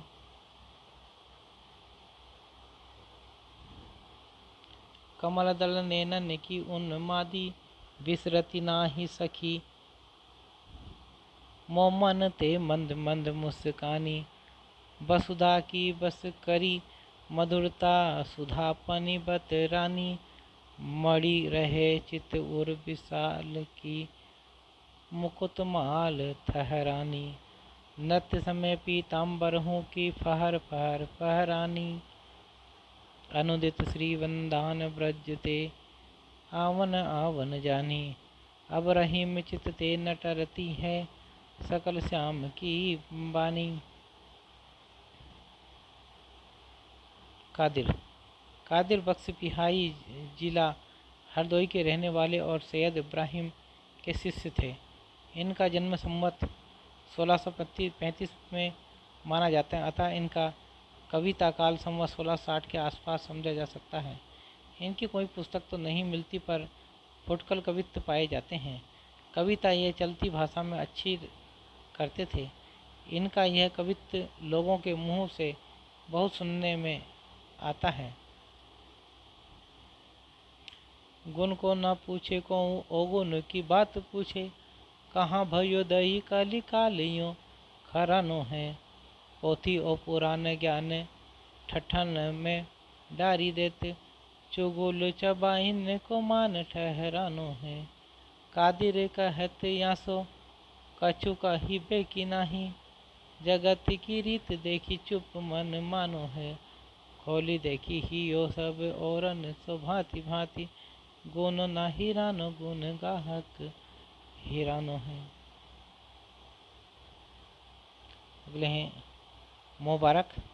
सैयद मुबारक अदी बिलग्राही का जन्म संवत 1640 में हुआ था, अतः इनका कविता काल संवत 1670 के पीछे मानना चाहिए। ये संस्कृत, फारसी और अरबी के अच्छे पंडित और हिंदी के सहृदय कवि थे। जान पड़ता है कि ये केवल श्रृंगार की ही कविता करते थे। इन्होंने नायिका के अंगों का वर्णन बड़े विस्तार से किया है। कहा जाता है कि 10 अंगों को लेकर इन्होंने एक एक अंग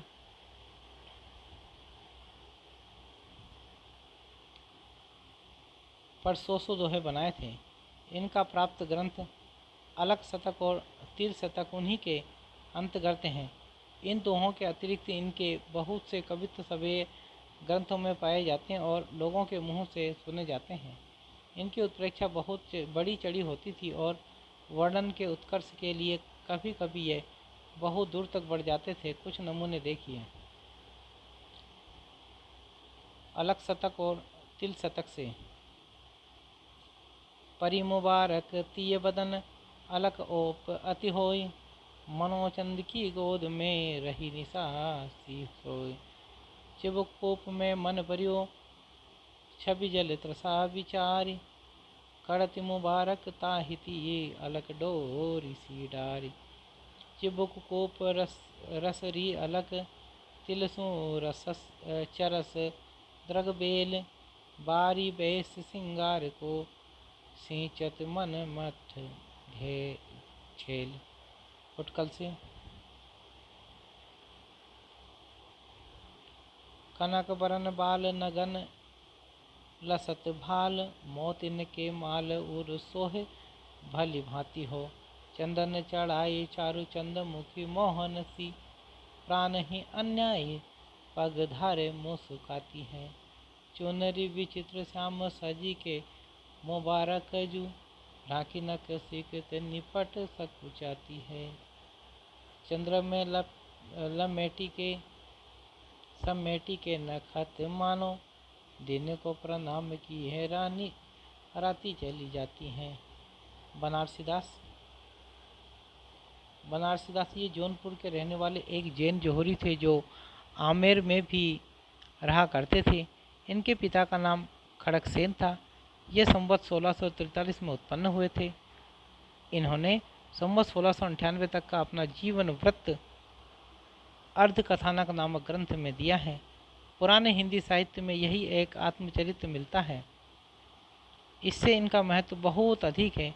इस ग्रंथ से पता चलता है कि युवा अवस्था में इनका आचरण अच्छा न था और इन्हें कुष्ठ रोग भी हो गया था, पर पीछे ये संभल गए। ये पहले श्रृंगार रस की कविता किया करते थे, पर पीछे ज्ञान हो जाने पर इन्होंने ये सब कविताएं गोमती नदी में फेंक दी और ज्ञानोपदेशपूर्ण कविताएं करने लगे। कुछ उपदेश इनके ब्रज भाषा गद्य में भी थे। इन्होंने जैन धर्म संबंधी अनेक पुस्तकों का सारांश हिंदी में कहे हैं। अब तक इनकी बनाई इतनी पुस्तकों का पता चला है। बनारसी विलास, पुटकल कवित्तों का संग्रह, नाटक समय सार, कुंदाचार्य कृत ग्रंथ का सार, नाममाला कोश, अर्धकथानक, बनारसी पद्धति, मोक्षपदी, ध्रुव वंदना, कल्याण मंदिर भाषा, वेद निर्णय, पंचासी का मार्गन विधा।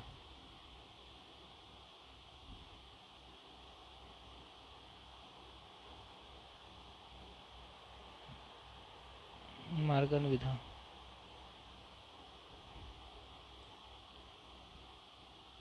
इनकी रचना शैली पुष्ट है और इनकी कविता दादूपंथी सुंदरदास जी की कविता से मिलती जुलती है। यह उदाहरण लीजिए।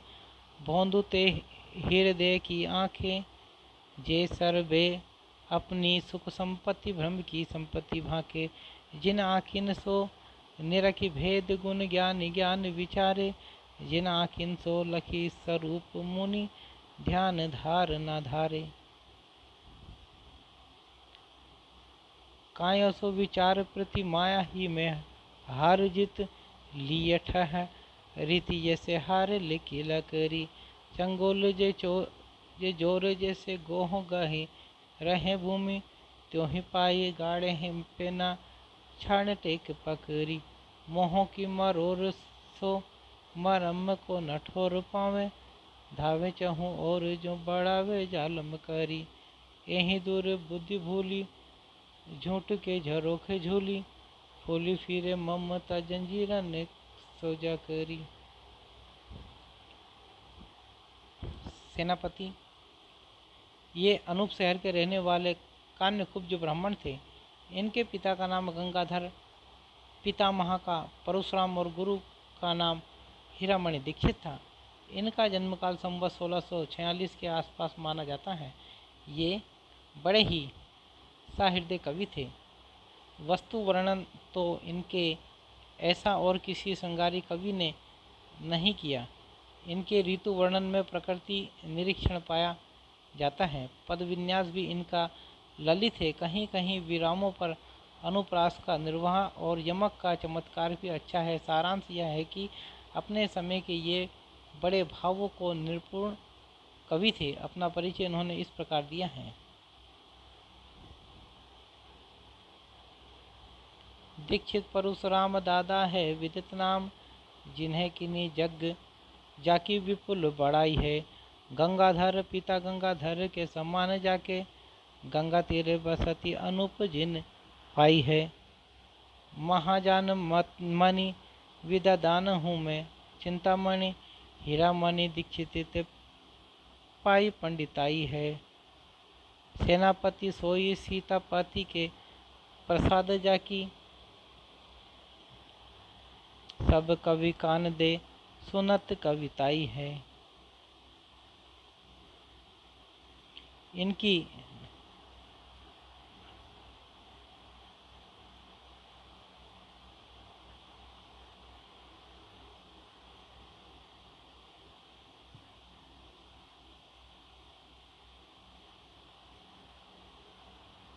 गर्वोक्तियाँ खटकती नहीं, उक्ति जान पड़ती हैं। अपने जीवन के पिछले काल में यह संसार के कुछ विरक्त हो चले थे। जान पड़ता है कि मुसलमानी दरबारों में भी इनका अच्छा मान रहा, क्योंकि अपनी विरक्त की झोंक में इन्होंने कहा है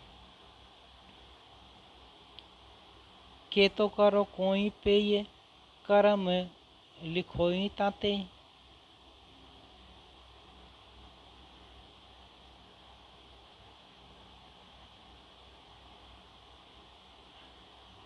दूसरी न होई उर सोही ठहराइए। आंधी तैसा रस बीत गई है बरस, अब दुर्जन दरस बीच रस न बढ़ाइए। चिंता अनुचित धरु धीरज उचित, सेनापति में सुचित रघुपति गुण गाइए। चारि बार दानी तजी पाई कमलचन के, पायक मलच के काहे को कहाइए।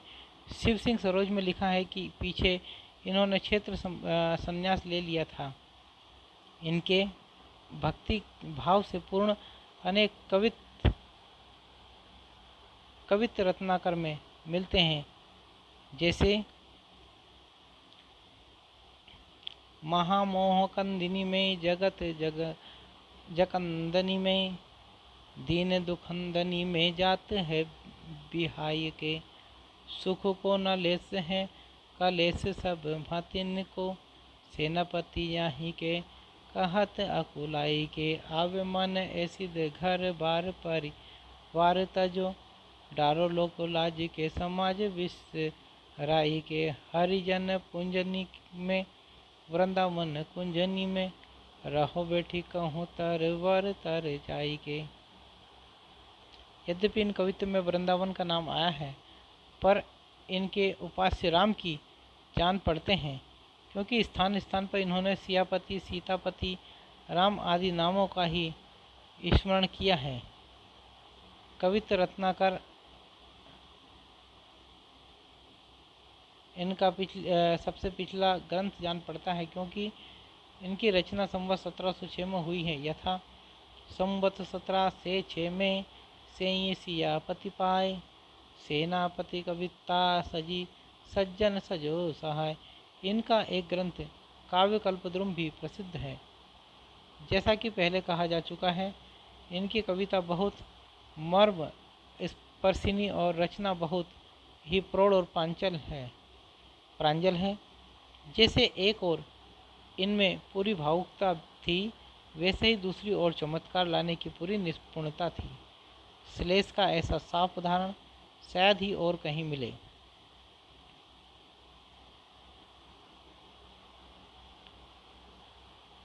ना ही करे थोरी मांगे सब देन कहे, मंगन को देखी पट देत बार बार है।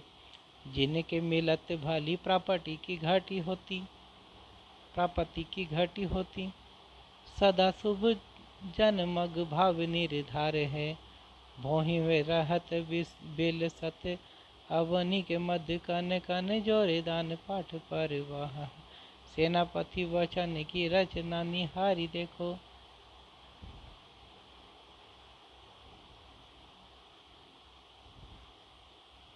दाता और सुम दोहु कीन है इनकार है।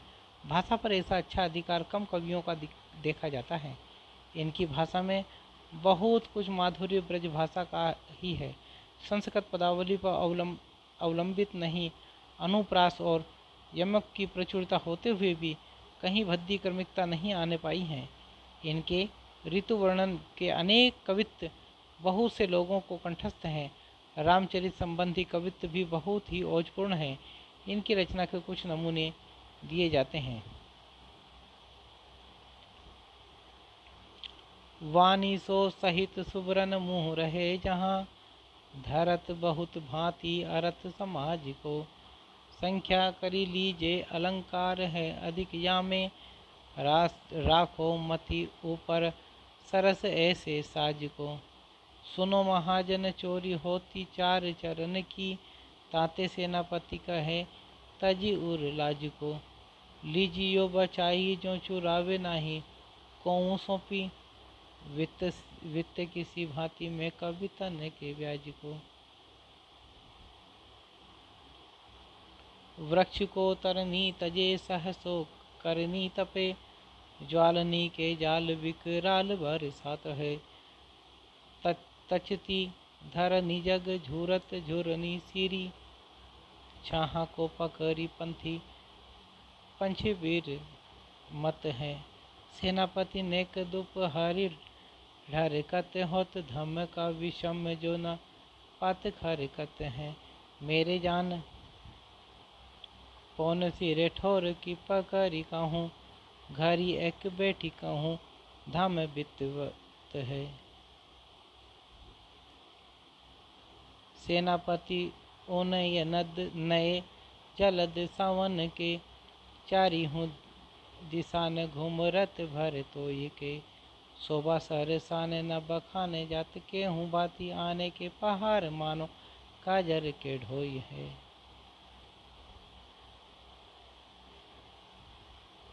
घन सो गगन छैयो, तिमिर सघन भयो, देखी न परत मानो रवि गयो खोय के। चारी मास भारी श्याम निशा की भारम मानी, मैंने जान जाही ते रहत हरि सोई के। दूरी जदुराई सेनापति सुख दाई देखो,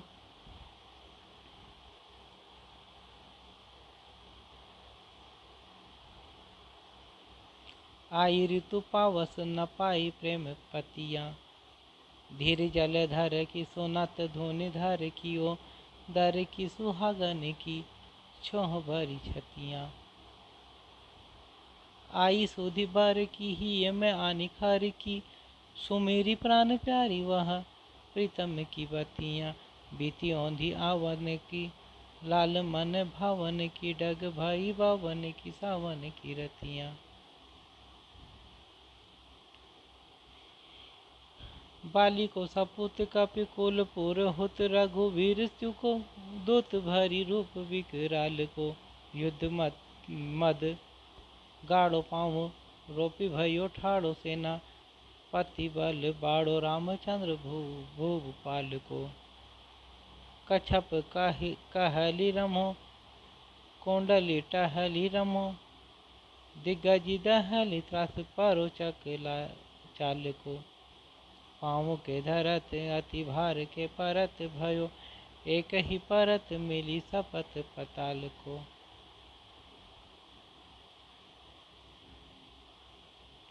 रावण की वीर सेनापति रघुवीर जू की, आयो है शरण छाड़ी ताहि मद अंध को।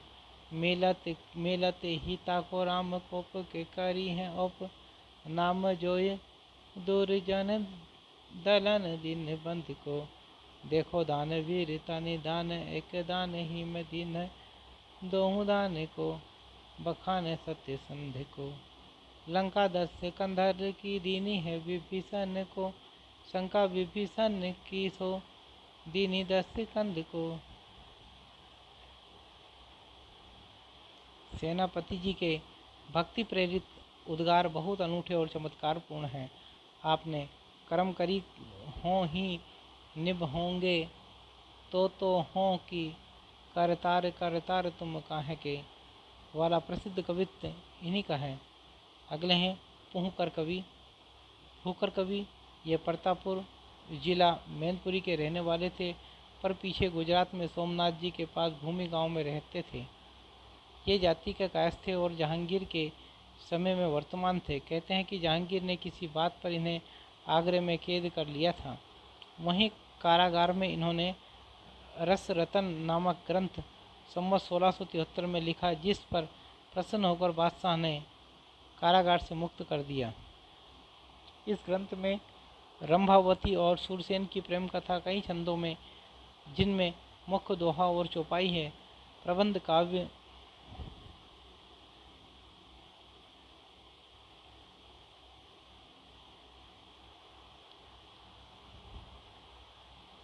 प्रबंध काव्य की साहित्यिक पद्धति पर लिखी गई।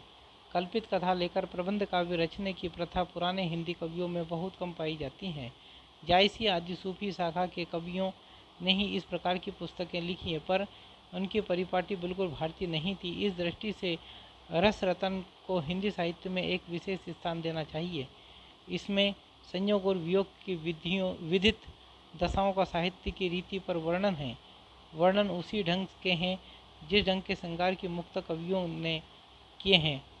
पूर्वराग, सखी, मंडन, नक्सिक, ऋतु वर्णन आदि श्रृंगार की सब सामग्री एकत्रित की गई है। कविता सरस और भाषा प्रौढ़ है। इस कवि के और ग्रंथ नहीं मिले हैं, पर प्राप्त ग्रंथ को देखने से ये एक अच्छे कवि जान पड़ते हैं। इनकी रचना की शैली दिखाने के लिए उद्धृत पद पर्याप्त होंगे।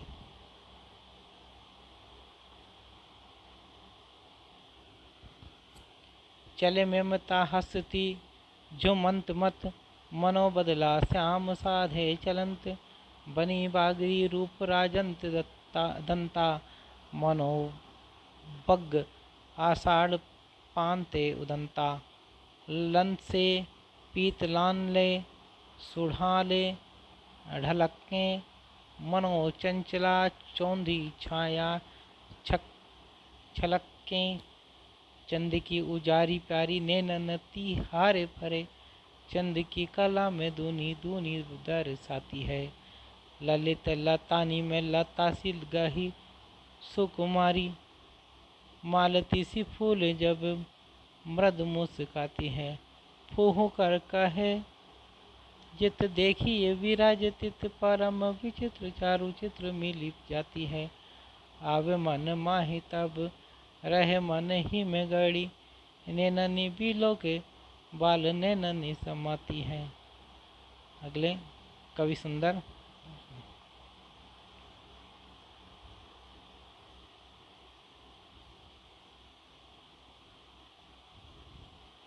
सुंदर ये ग्वालियर के ब्राह्मण थे और शाहजहाँ के दरबार में कविता सुनाया करते थे। इन्हें बादशाह ने पहले कविराई की और फिर महाकविराई की पदवी दी थी। इन्होंने संवत 1688 में सुंदर श्रृंगार नामक नायिका भेद का एक ग्रंथ लिखा। कवि ने रचना की तिथि इस प्रकार दी है। संवत 16 ते बरस बीते 78 सीत कार्तिक सुदी सप्तमी गुरु रचे ग्रंथ करी प्रीत। इसके अतिरिक्त सिंहासन 32 और 12 मासा नाम की इनकी 2 पुस्तकें और कही जाती हैं। यमक और अनुप्रास की और इनकी कुछ विशेष प्रवृत्ति जान पड़ती हैं। इनकी रचना शब्द चमत्कारपूर्ण एक उदाहरण दिया जाता है। काके गए बसन पलटी आए बसन सु मेरो कछु बसना रसत रसन उर लागे हों भौहें तिरछी हैं कवि सुंदर सुजान सोहें कछु अल सोहें गोहें जाके रस पागे हों।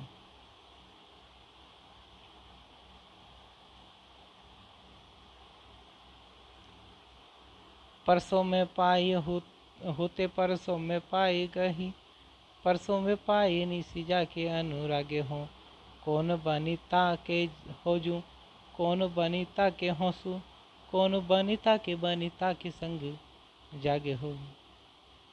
अगले कवि लालचंद या लक्षोदय।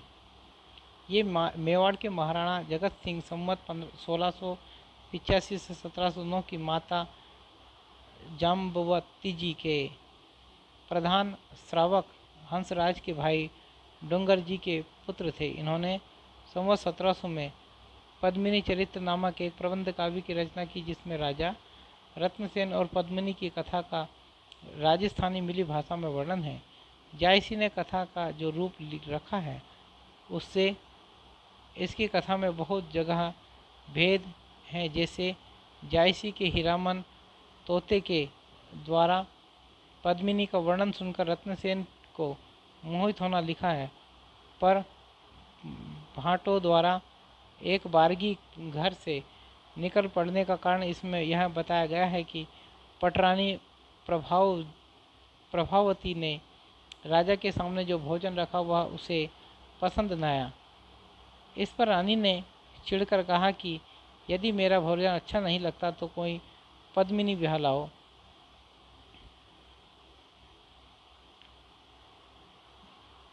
तब तड़की बोली तिसे जी राखी मन धरी रोस नारी आणो का ना बीजी घो मत झूठो दोष हम में कलेवी जीणा नहीं जी किसु करीजे बाद पद्मणि का पर्णो ना बीजी जिमि भोजन होई स्वाद। इस पर रत्नसेन यह कहकर उठ खड़ा हुआ, राणो तो हूँ रतन सी पर्णु पद्मिनी नारी राजा समुद्र तट पर जा पहुंचा, जहां से औघड़दास सिद्ध के अपने योग बल से उसे सिंघल द्वीप पहुंचा दिया। वहां राजा की बहन पद्मिनी के स्वयंवर की मुनादी हो रही थी। सिंघल द्वीप नो राजियो रे, सिंघल सिंह समान रे, तसु बहन छे पद्मिनी रे, रूपे रंभ समान रे। जो बन लहरिया जाए छे रे, ते परनु भरतार रे, परतज्ञा जे पूर्वे रे, तासु बरे बरमाल रे।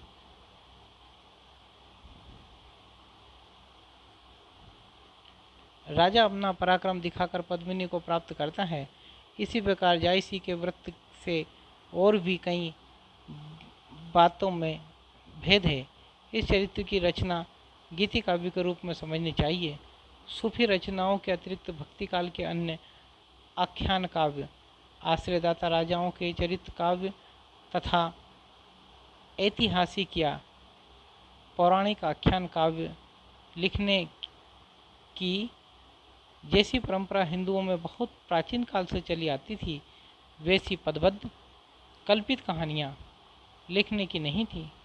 ऐसी कहानियाँ मिलती हैं, पर बहुत कम। इनका अर्थ यह नहीं कि प्रसंगों या व्रतों की कल्पना की प्रवृत्ति कम थी। ऐसी कल्पना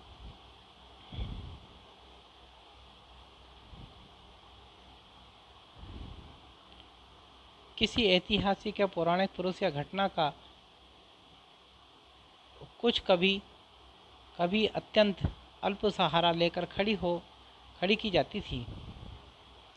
कहीं कहीं तो केवल कुछ नाम ही ऐतिहासिक या पौराणिक रहते थे। व्रत सारा कल्पित रहता था, जैसे ईश्वरदास कृत सत्यवती कथा। आत्मकथा का विकास भी नहीं पाया जाता। केवल जैन कवि बनारसी दास का अर्ध कथानक मिलता है। नीचे मुख्य आख्यान काव्यों का उल्लेख किया जाता है। ऐतिहासिक, पौराणिक,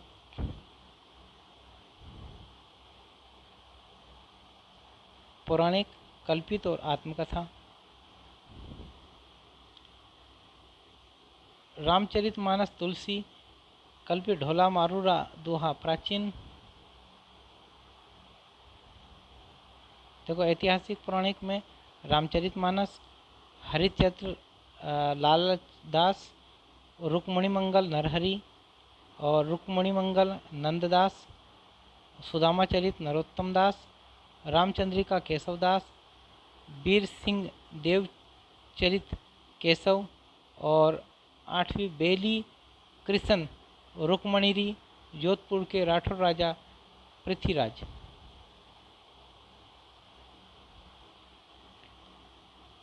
कल्पित में ढोला मारूरा दोहा प्राचीन, लक्ष्मण सेन पद्मावती कथा दामोकवि, तीसरी सत्यवती कथा ईश्वरदास, चौथी माघवानल कामकंदला आलम, रसरतन पुहकर कवि और पद्मिनी चरित्र लालचंद और कनक मंजरी काशीराम। आत्मकथा अर्ध कथानक बनारसी दास। ऊपर दी हुई सूची में ढोला मारूरा दोहा और बेली कृष्ण रुक्मणी री राजस्थानी भाषा में है। ढोला मारू की प्रेम कथा राजपूताने में बहुत प्रचलित है। दोहे बहुत पुराने हैं, यह बात उनकी भाषा में पाई जाती है। बहुत दिनों तक मुखाग्रही रहने के कारण बहुत से दोहे लुप्त हो गए थे, जिससे कथा की श्रृंखला बीच बीच में खंडित हो गई थी। इसी से संवत 1618 के लगभग जैन कवि कौशल लाभ के बीच बीच में चौपाइयाँ रचकर जोड़ दी। दोहों की प्राचीनता का अनुमान इस बात से हो सकता है कि कबीर की साखियों में ढोला मारू के बहुत से दोहे ज्यों के त्यों मिलते हैं। बेली कृष्ण रुक्मणीरी जोधपुर के राठौर राजवंशी स्वदेशाभिमानी कवि पृथ्वीराज की रचना है, जिनका महाराणा प्रताप की क्षोभ से भरा पत्र लिखना इतिहास प्रसिद्ध है। रचना प्रौढ़ भी है और मार्मिक भी। इसमें श्री कृष्ण और रुक्मणी के विवाह की कथा है। पद्मिनी चरित्र की भाषा भी राजस्थानी मिली है।